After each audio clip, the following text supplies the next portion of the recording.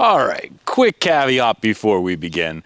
I'm coming to you several months after actually recording this review, and this was a review that I was actually never intending on releasing, and it's on this sword.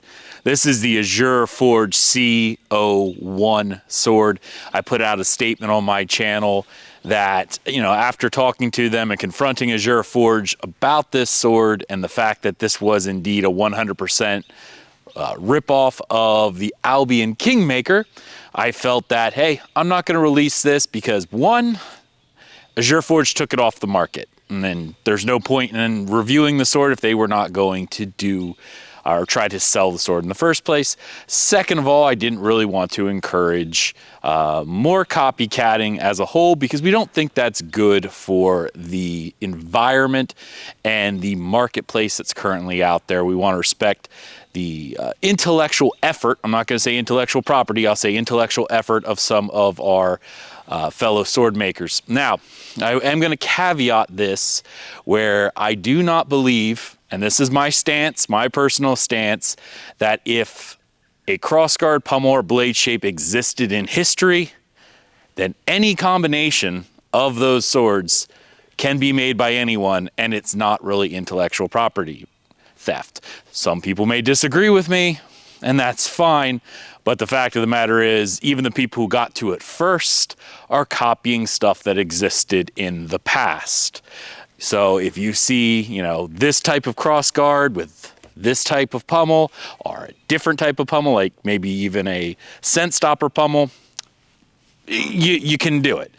If you go somewhere different like that, it may be a bit anachronistic to the time period. And even if someone had got to it first, I don't believe that inherently you are doing a bad thing by copying it, because you are taking pieces that existed in history and putting them together into a shape of a sword. Now, second caveat to all that, I do believe in something called malicious intent.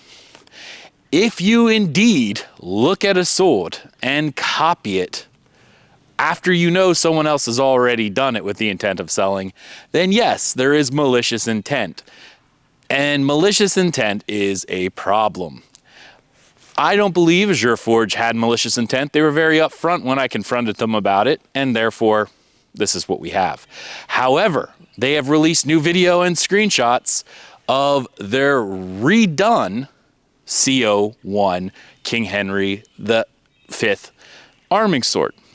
I was going to make references and comparisons in the new video, but I had this whole video already done where I went into excruciating details about this sword. So now what I'm going to do is, in the future, you'll see a link up here somewhere or over here, however it works, as well as in the description to the other video, and I will make references in the full review of the new sword when I get it back to this video, so you can actually see both swords in great detail, and you can decide whether or not Azure Forge has done enough to separate themselves from their unfortunate Kingmaker copy. All right, let's get to the review. I have no idea why I'm out here. It is way too cold. Way too cold.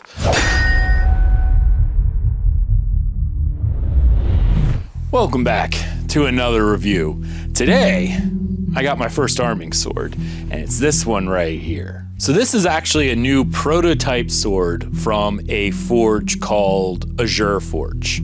A bit of a disclaimer before I get going: this sword was sent to me for the purposes of review and to provide feedback on its design, how well it handles, etc., before it goes out for public sale. Now, another bit of a disclaimer. This sword was $385 on their website, but this sword is not for sale anymore. Okay, so I was sent this sword for review, and I was looking at it, and I'm sure some of you who have a keen eye are probably also looking at this sword and probably noticed something, I don't know, a little familiar about it. So it was bothering me as well. They market this as a Henry V sword, but when I started looking at other replica models of the Henry V sword, something didn't stick right. Something was different. After doing a bit more research, the reason why it seems so familiar is because this is 100% a copy of the Albion Kingmaker, exactly down to pretty much every specification. So I actually reached out to Azure Forge and I brought this up. I said, I will review the sword, but I am also going to mention that this is a pretty much a one-for-one copy of the Albion Kingmaker, and this could be a very bad look for them. I will include the conversation somewhere here on the screen. If you want to read the whole thing, you may, but I will do my best to summarize it. Essentially what happened when I explained that this did not look like a Henry V sword, it looked like the Albion Kingmaker, the company got in touch and said that their entire purpose was to create a historical replica of the Henry V sword using publicly available data on the internet. Makes sense. However, during their research, many pictures of the Albion Kingmaker were available to them, and they mistakenly thought that that was a replica of the original and modeled it after that. They were unaware that it was not a replica of the original historic piece, but in fact, out of Peter Johnson's mind, only after speaking to me, and therefore they have decided to pull this model altogether because they did not want to do that, realizing this would be a bad look for their emerging company. So this model is not for sale. They are taking it back to the drawing board to make some changes, which I'll talk about in my final thoughts. So when I review this sword, note I'm more reviewing it on what Azure Forge can do rather than for this specific sword, because this one will not be available. So Azure Forge actually isn't new. For about the past 10 years or so, they say, they have been providing parts for other sword companies. So they already have experience in making these things and providing them to other companies to actually put together the finished product. They are now making their own brand, and this would have been one of the first ones in line, and it will probably likely still be once revisions are made, so it's no longer a copy of the Albion Kingmaker. One of the cool things that Azure Forge actually does, they included this little document with the box that actually gives the entire specifications for the entire blade. And I did my measurements, and they are really exacting, even down to the weight. I think I was only 5 grams less than the listed weight on here. So that was really fascinating. But the blade itself is over 41 inches long, which is a very, very long arming sword. But it does feel pretty nice in the hand overall. This is where a bit of the discrepancy comes in, because the blade itself is a little longer than some of the historic originals. So this is actually where I noticed the issue when I first started doing my research in this blade, is because the blade itself being 31.5 inches long, all the other historic replicas that say Arms and Armor made, Hanway, Windlass, Dark Sword Armory, they all made replicas of the Henry V sword, and their blades hover somewhere around the 26 to 27 inch mark, not the 31. That was the first thing that kind of alerted me to the discrepancy. I had originally written down all of the specifications to go over to kind of explain why this Henry V sword didn't quite match. But again, based on my disclaimer above, that's no longer relevant because this is not going to be available. So going back to looking at the sword itself, we will judge the sword based on what Azure Forge can do. We're going to start off with the scabbard, which is the normal thing that I do. The scabbard itself is a fairly basic looking scabbard. I've seen this shape before. Obviously, because these guys have been around for a while providing sword parts, I'm assuming many of these sword parts that they have were ones they had already worked in the past. There's some nice risers here in the scabbard. It is using a type of leather.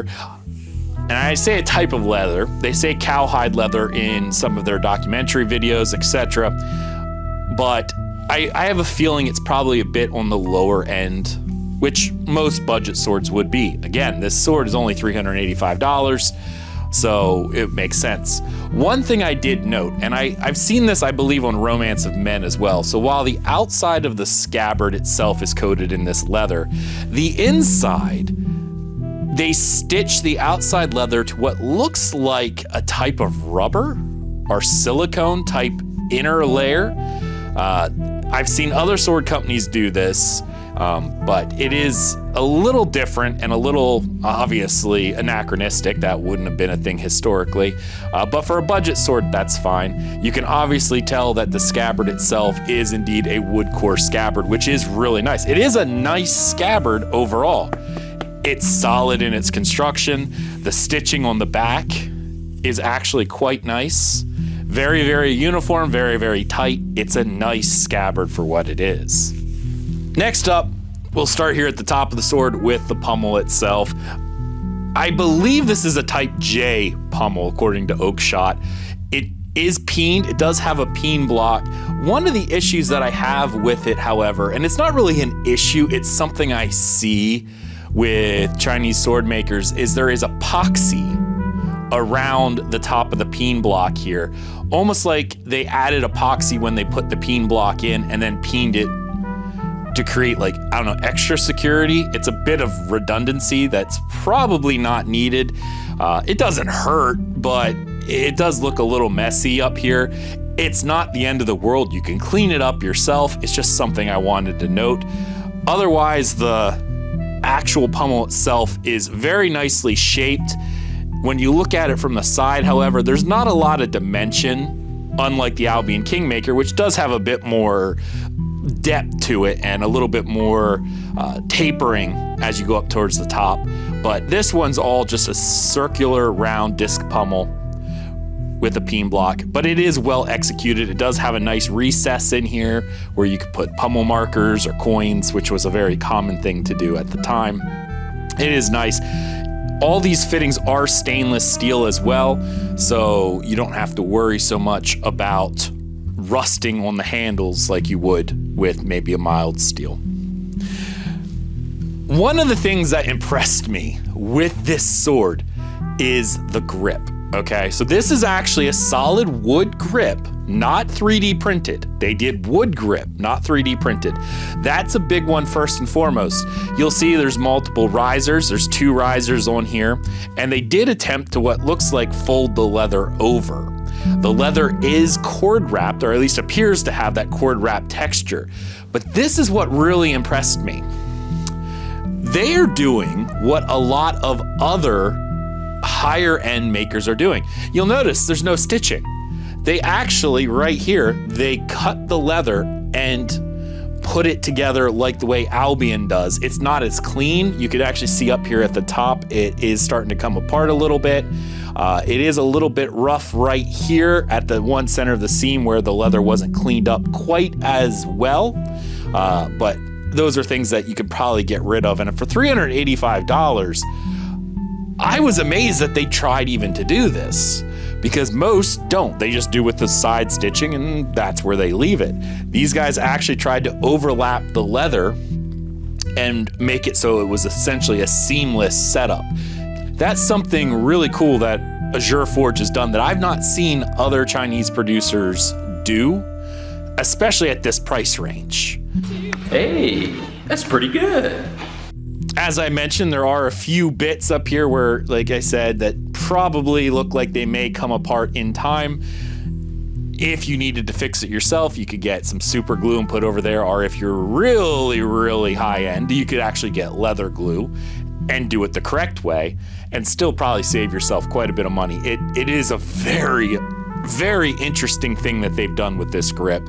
Probably the thing that attracted me most when I saw this sword, that a budget sword was actually attempting to go without the stitching. Next up, we have a Type IX crossguard.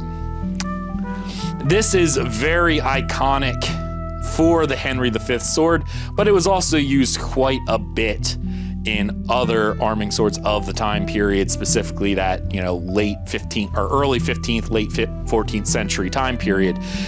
It is interestingly shaped. It maybe is a bit thicker than I would expect, but it's not too bad. There is a pretty significant gap, however, in the crossguard, and I'll try to do my best here for you to see it, or play some B-roll footage. It is a little bit wider than I would expect for this particular blade. And it also appears as though, if you look at the one side, the blade actually lines up with the center of the quillion here, but on the other side, it's cocked off to the side a bit. So I can't really tell if it's the crossguard that maybe doesn't align with the blade, or some other issue. And it's a little off-putting when you look at it. It didn't cause seem like any handling issues, but it is pretty noticeable of a gap, and perhaps it's just the way they actually cut the slot for where the blade goes, but it is noticeable and does take a little bit away from the aesthetic.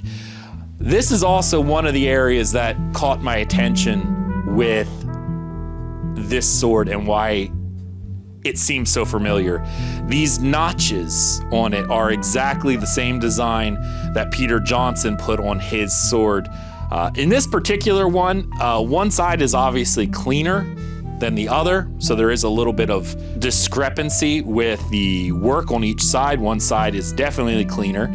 These swords are handmade, however, so you do expect a little bit of variance here and there. But this is where the problem really stuck with me, with where they put these and what really signaled this as a copy of the Albion Kingmaker rather than the Henry V sword. The Henry V sword does have two little grooves here, but then it has two other ones further off to the sides of the blade. So it has four total, but not squished together towards the center of the blade.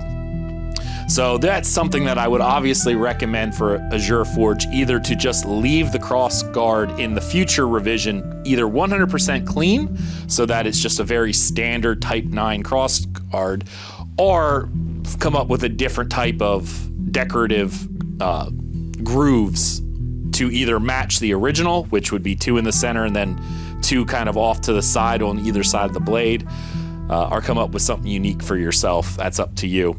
If you want to actually do a reproduction sword, you can come up with something unique. If you want to do a historical Henry V sword, you're going to want to do the lines in the same position that the artifact actually does, which is two in the center and then two near where the blade terminates on either side over here. Now we'll talk about the blade itself.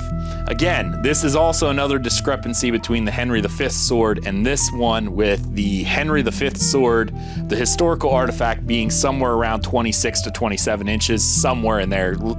Each replica done by other companies varies slightly. Some are 27.5 inches, some are 26 3/4. It varies a little bit, but this is a 31.5 inch blade, so it is a very, very long blade. There's good distal tapering, which I'll get to here in a second. Again, one thing that I seem to notice with the convex grind, the convex grind does seem a bit off and not 100% symmetrical when you get up here towards the top. When you're dealing with hand-forged items, however, you have to expect that even on the highest end of hand-forged items, not something that's done in a CNC machine, you're probably going to get a little variance. It's not a terrible large amount. It's actually very, very small, to the point where there were multiple times I'm looking at the sword going, is it off? And then, yes, it is a little bit, but it's so minor, you have to look for it. And a lot of times you'd probably only see it almost like as a passing glance when you're swinging it, or the sunlight hits it just right. You'll get something just looks a little off, and it has to do with the convex grind on, I think, this side, starting a little bit more shallow up here. This one, it starts a little bit further back to get that convex grind of a Type XVIII sword. It's not a big deal. It's very, very minor, and it's something to expect with hand-forged items. So we talked about the blade length at 31.5 inches. The point of balance on this is actually not too bad at 3.5 inches from the crossguard, as you'll see right there. It's pretty far back. It could be probably a little further back, but again, it's really good for where it's at. The distal taper, I take 3 measurements like I always do, starting at the base, the midpoint, and towards the tip. The base actually is fairly thick at 6.81 millimeters. About midway point, there is some distal taper. It's not near as much, but it's 5.25 millimeters. And then for the last third of the blade, the distal taper picks up considerably. going down to 1.91 millimeters here at the very, very tip. So it's a very thin tip. So there's a little bit of distal taper from the base to the midsection, and then it increases fairly rapidly towards the tip. It only comes in, this one, at 1,195 grams. I forget what that is in pounds, which is actually 5 grams less than what they specify on their little leaflet. So it did come in lighter, yet maybe because of the length, it does feel a bit more tip heavy than what I was expecting this type of sword to be. Because when you read the Oakshot description of a Type XVIII arming sword, they say they're very quick and very nimble. I do think it is quick. It just feels a bit tip heavy. I was speaking to another sword friend and sword tuber about arming swords because I don't have very many. Actually, I take that back. I don't have any. This is the first arming sword I have. And he collects arming swords a lot. So he was explaining the difference between an arming sword being authoritative versus tip heavy. There is a very interesting balance between the two. Many arming swords do tend to be authoritative cutters, especially longer ones, but not necessarily being tip heavy, and knowing the difference with the feeling of them is something you probably learn with time. I do think it's a bit tip heavy, if only lightly tip heavy. So it's not a huge issue. It doesn't make the sword unwieldy. It's just something I noticed. But at 1,195 grams for a 41-inch sword in total, does seem pretty light. So now that we talked about the blade, let's see if it's sharp. We'll just stick this through the paper if I can. Nice clean cut. Nice clean cut there. Let's see if I can get a paper cut here. I always have issues with this paper because it's so light. And some people carve down, some people do not. I actually tore a little bit, but actually not too bad. I think it might also be the paper. I always have issues with this paper. And let's try this way. Oh, yes. Oh, it's pushing, but it's cutting. Yeah, it is paper cutting sharp. It is, like, you can even feel it. Like, I have these gloves on so I don't mar the blade, but also because it's only 13 degrees outside right now, and I don't feel like putting my hand on an ice cold blade. But you can feel the sharpness even through the cotton gloves. And yeah, you can feel it. So it is definitely paper cutting sharp. But let's go to some cutting footage and see how it does.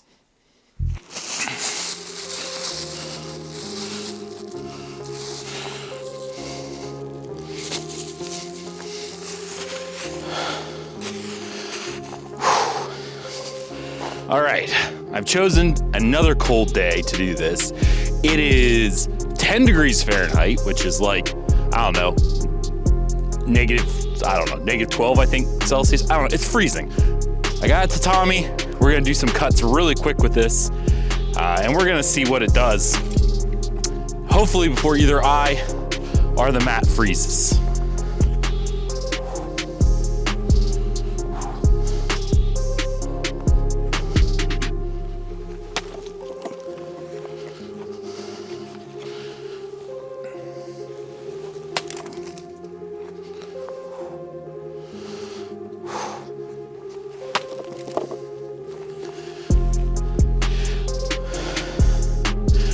What's interesting is it looks like it's making it mostly through the mat, but maybe not with enough force to get it all the way through. The cuts themselves seem fairly clean.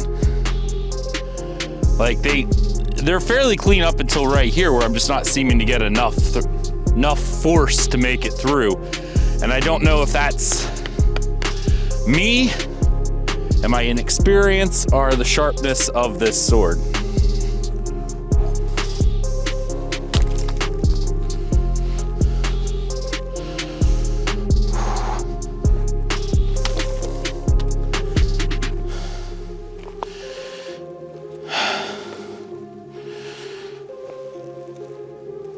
It's just kind of pushing the mat over at this point. Let me try switching to my right hand.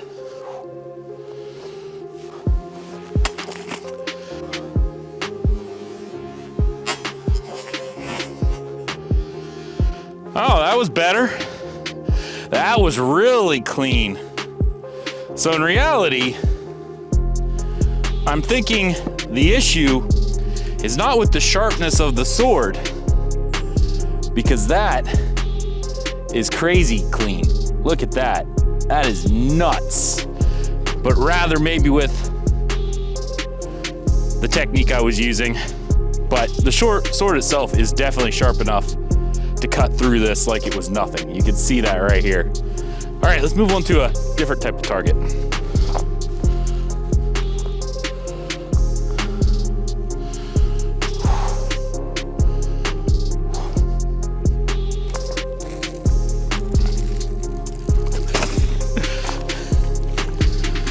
Yeah, it cut that.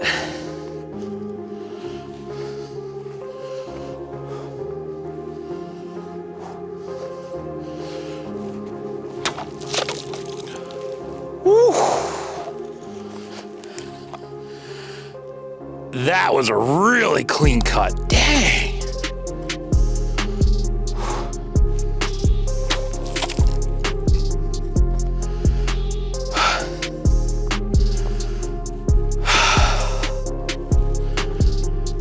Yeah, it's definitely sharp. It is really sharp. I don't know if the tatami was just my issue, which it very well could be. I don't have a lot of experience with arming swords. But when I actually did get a strong cut, like I did right here, it's insanely clean, even through tatami. And those water bottles, it was like they weren't even there. So yeah, this thing is really sharp. Handling wise, it's different. It does feel a bit tip heavy. Like if I'm just throwing it out there, it feels a bit tip heavy. Not overly so, just a little bit. But all right, let's go inside. So now that we're back from the cutting, please disregard some of the poor cutting. I don't think it was the sword's fault itself, because you could see from the cutting that it knows what it's doing. It cuts well. A lot of it was probably my own very, very poor technique with arming swords, as this was my first arming sword for tatami. But when you are on with it, it cuts so cleanly. The edge is insanely keen. And you could see that especially with the bottle cutting. It made short work of all the bottles and left insanely clean cuts, no tearing, as well as a few statics. So it is an amazingly sharp sword. I will give Azure Forge that. So once again, when I score this sword, please note that this sword is not available for sale. It is going to be reworked so that they can get away from being a direct copy of the Albion Kingmaker. So I will be rating the sword more on what Azure Forge could produce. So if I were going to rate this sword, I would rate it 4.5 Falstaffs out of 5. For the king and St. George! So the reason why I would rate it this way is I would give it a solid point, obviously for its durability, the sharpness, and the cost to value. The cost to value is a big thing. $385. While not the lowest end, I'd say about midway through the budget line, I would never have expected to get a non-stitched leather handle. That just blows me away. The overall quality of the blade is also amazing. It does great cutting. I really can't say too much bad about those things. Where I would take points away is I'd probably take 1/4 point away for the handling. I do think it's a bit too tip heavy, and I think that's due to maybe the length of the sword and the proportions being slightly off. It it was kind of taxing to use this sword at times. And that, again, could be partially my inexperience, but also, you know, I just think it should have been a bit more nimble, and it did feel like it wanted to, you know, carry forward with the tip. It didn't feel as authoritative to me as much as tip heavy, even if only slightly tip heavy. But because of my inexperience, I only took, you know, a quarter point off. And the other quarter point would be for the aesthetics. Again, partly because of the cross guard gap being fairly wide and it being uneven in the way they cut the groove. It does appear to be either set sideways or maybe just the groove is off. And that is a little bit visually unappealing. There was some inconsistency in the grooves, even though that is something that I believe Azure Forge should remove in the next iteration of this sword to make sure it doesn't look like the Kingmaker. But if they do more decorative grooves in a different pattern to make it their own, I think they need to pay a little bit more attention to making sure they're uniform and not really sloppy. There is one here that looks a little sloppier than the rest. It's fairly minor, but again, seeing what else they can do with the sword, it's something I would note. So again, I'd take a quarter point off for that alone. So otherwise, for 4.5, you know, points on this thing, it is a wonderful sword. I am a little disappointed that, you know, due to misunderstandings, they thought that the Kingmaker was a replica of the Henry V. And it's a bit a shame that their first prototype was essentially a copy of the Kingmaker, which would itself be a wonderful sword, but it's not a good look for a new company. So I'm very, very happy to hear that they took that feedback well and said they are going to not sell this sword and are going to be redesigning it. So I think whatever the redesign would be for this Type XVIII arming sword, this Henry V styled sword, if they do start going back to the original model, I do not believe you would be disappointed with this sword. In fact, I believe you'd be quite ecstatic. Now, let's go fight some Frenchmen. All right, audio check. I'm gonna go into the house and act like there's nothing going on and that the audio is good. And the house is so much warmer than outside. Okay. All right, let's check. I can speak. Good start to a video. Can't speak. All right, let's see. Is this thing even working? All right. I have no idea why I'm out here. It is way too cold. Way too cold. All right, we're gonna do an audio test. Let's just walk past here and talk like it's normal. It's probably not normal, but I want to make sure the audio is the same.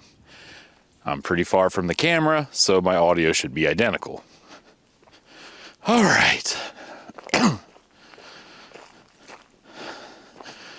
Sure what level of frozen nonsense I'm in, but this is crazy. It's crazy cold.